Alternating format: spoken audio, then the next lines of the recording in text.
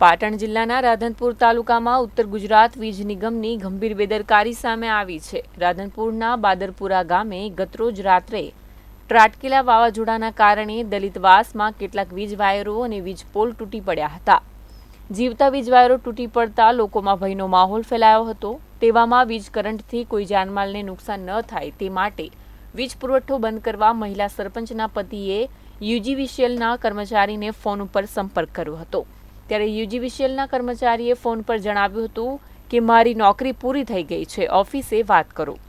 યુજીવીસીએલના landline number ઉપર call કરવા છતાં કોઈએ પણ ફોન ન ઉઠાવ્યો હોવાનો ગ્રામજનોએ આક્ષેપ કર્યો હતો।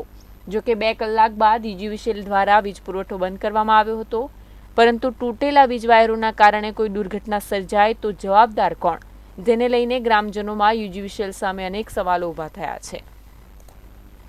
વાવાઝોડું વરસાદ આવ્યો એમાં થાંભલા ને લીમડાનો કરંટ ભેગો થયો ને તો એકદમ શોર્ટ માર્યો તો સાહેબ બધાય ઘરમાં પૂરાઈ ગયા।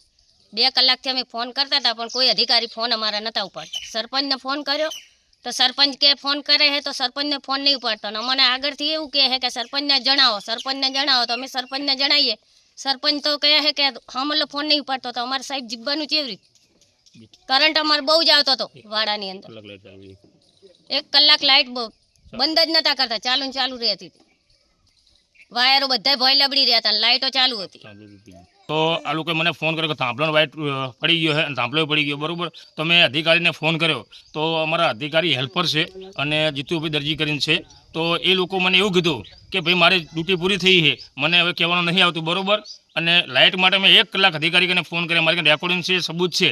અધિકારીઓ ડાયરેક્ટ એવું કહેશે કે સામે ફોન ઉપાડતા નથી તો અમારે લાઇટ બંધ કોણ કરે? તો આ લોકો રાતે ઘરમાં, હું રાતે આવ્યા પછી અધિકારીની ગાડી આવી મોડા લગભગ 2 કલાક પછી, બરાબર। અને આ લોકો ઘરમાં પૂરી રહ્યા હતા, નાના બચ્ચા હતા, કોઈની જાનહાનિ થાય, બરાબર। એના માટે મેં લાઇટ બંધ કરવા માટે એમને રિક્વેસ્ટ કરી પણ કોઈ મને યોગ્ય જવાબ ના આપ્યો, બરાબર। હવે અમારા જેવા સરપંચના ગામડાઓના ફોન ના ઉપાડતા હોય તો આ માણસના ફોન સાથી પડે। એટલે મારી વિનંતી છે કે આવા અધિકારીને કાં તો બદલી કરે ને આવા અધિકારીને સસ્પેન્ડ કરે। એમનું રેકોર્ડિંગ પણ મારી કને છે કે વારંવાર ગામમાં ઘણી જગ્યાઓ ફોલ્ટ થાય, રાતે 2-3 જગ્યાએ ફોલ્ટ અમે વારંવાર રજૂઆત કરી છે કે વાયર લીક છે, થાંભલા પડી ગયા છે, પણ કોઈ અધિકારીઓ ધ્યાન આપતા નથી। એટલે તાત્કાલિક મારી સરકારને વિનંતી છે કે આવા અધિકારી ઉપર પગલાં લે ને કે આ લોકોને બદલી કરે ને તાત્કાલિક સસ્પેન્ડ કરે।